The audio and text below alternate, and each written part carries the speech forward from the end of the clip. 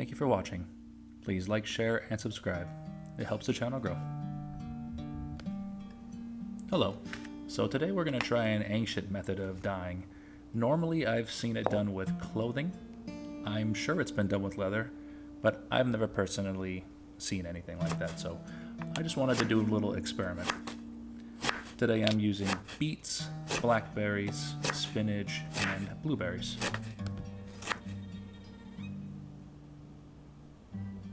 Now I'm sure some of you are aware of some other ingredients you can add or another method to make the dye more permanent, maybe a little more waterproof. But I just wanted to try doing it as natural as possible, adding everything to the pot, boiling it down, and extracting the pigment.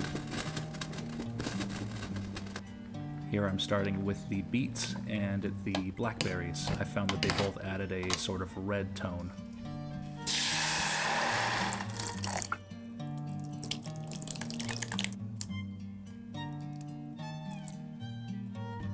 Okay, and here are three pigments. We have the red, the green, and the blue, more of a purple actually. And we're going to start with that purple.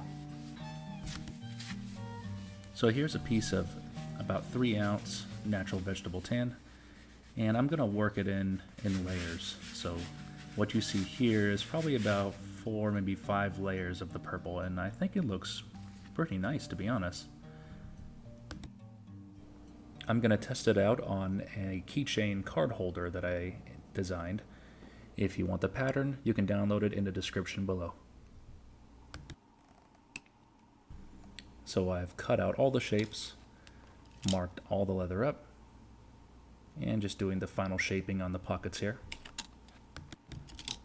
Next I'm finishing the top edges of the T-pockets, the outer pockets, the inside edges of the zipper slot, and the top and bottom edges of the small loop piece. Now I want to leave the edges raw here, so I am just beveling using some beeswax and going in with the edge slicker.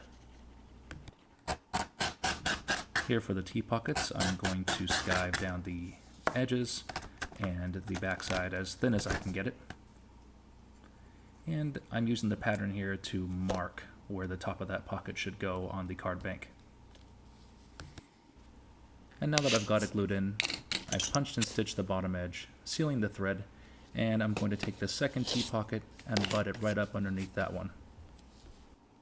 You'll also notice I left about 4 millimeters of trim allowance on the right side of the T-pockets. This card bank is going to be attaching to the left side of the body assembly. For the right side card bank, the trim allowance will be on the left edge. Now I've applied glue to the remaining 3 edges, and I'm attaching the outer pockets to the card banks. And it's a little bit out of focus there, but now I'm trimming the trim allowance off, flush to the side of the card bank, and then we will finish these edges.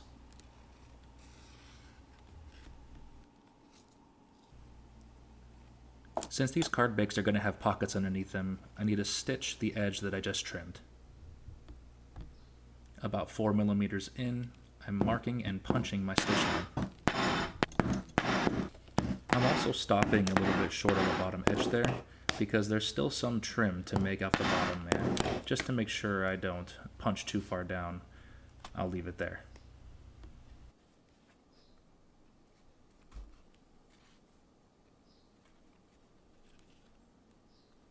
And there you have it, the left and right side card banks are complete. You'll notice some extra material left on the outer edges. That'll be trimmed off later. And next I'm going to be attaching the zipper to the body piece.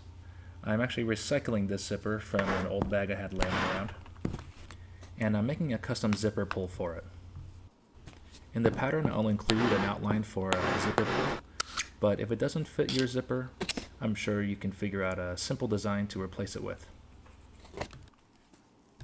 I like to use double-sided tape for this part. It sticks well enough to the underside of the leather, and it holds when I punch and stitch.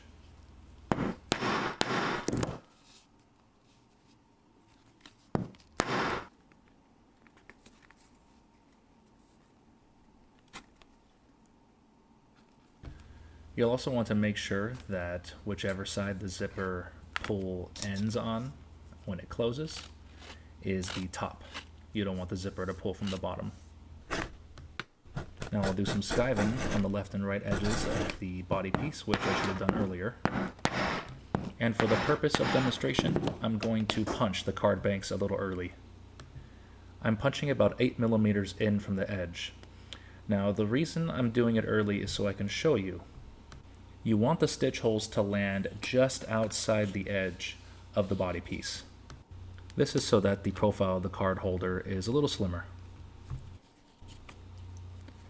Next, we are going to trim the trim allowance on only the top and bottom edges flush to the body piece.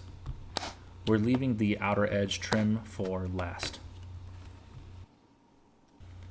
Now here, again 4 millimeters in from the edge, on the top and bottoms, I am marking a stitch line. I chose to punch early here. If you want, you can save the punching till the end. When you've folded it in half and glued it, you can mark and punch all the way through the entire thing, but I feel it looks a little cleaner punching early.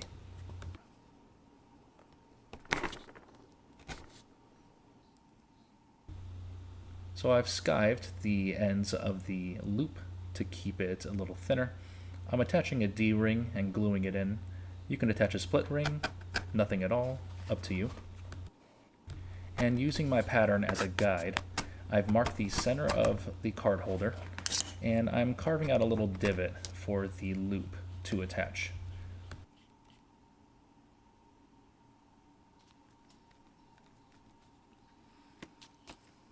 And now I'm going to apply glue to all 4 edges of the assembly.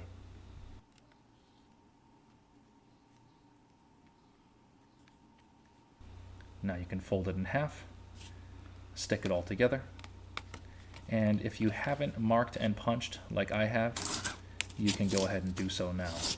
Remember that the outer edge is 8 millimeters from the edge, and the top and bottom edges should be about 4 millimeters. And after you've stitched everything up, you can finally trim off that last 4 millimeters on the outer edge, making sure to trim straight up and down so that it looks the same on both sides. After that, you can finish the edges and take the bone folder inside the pockets to loosen up the excess glue. After that, you're done.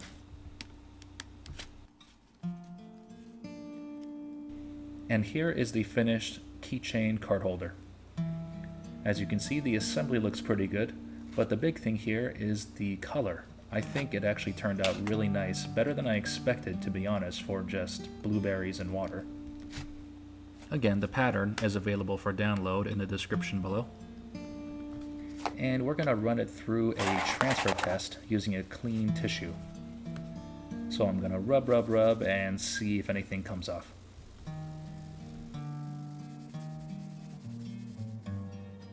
Nope, clean as a whistle. And next we're going to do the red pigment. So for this project I'm going to run through a little quicker. I'm using the beet and blackberry mixture for this one.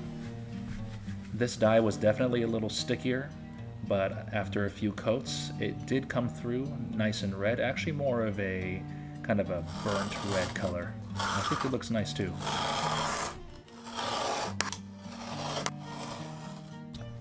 For this first project with the beet and blackberry dyed leather, I am making a miniature hand sanitizer bottle keychain holder to attach to my suitcase because airports are a little dirty.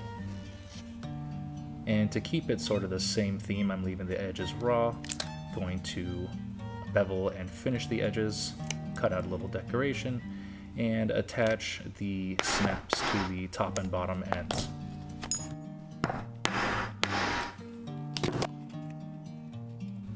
Looking pretty good. Next, I'm going to have a band that's going to wrap around the center of the bottle, and I'm going to punch and stitch it into the backside of the assembly.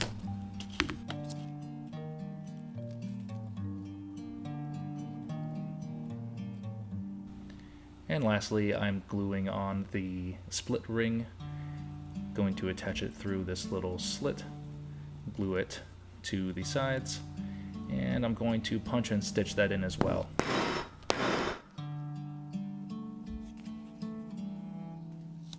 And for the second small project, I'm going to be making a key fob, or a belt loop keychain, whatever you want to use it as.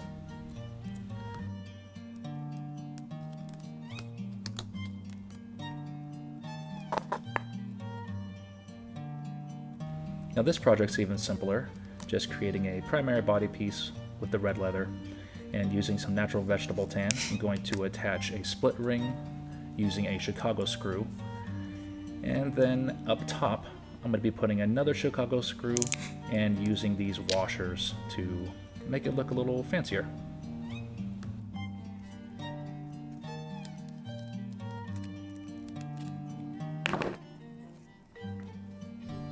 So there you have it, 2 quick projects to demonstrate the red leather.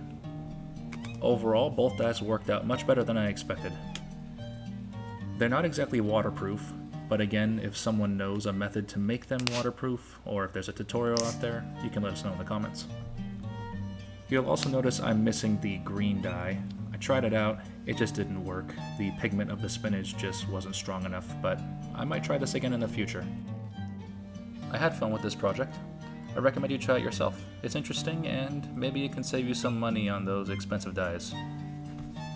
Lastly, we'll run one more transfer test on the beet and blackberry dye. Clean. Perfect. Anyway, thanks again for watching. I really appreciate it.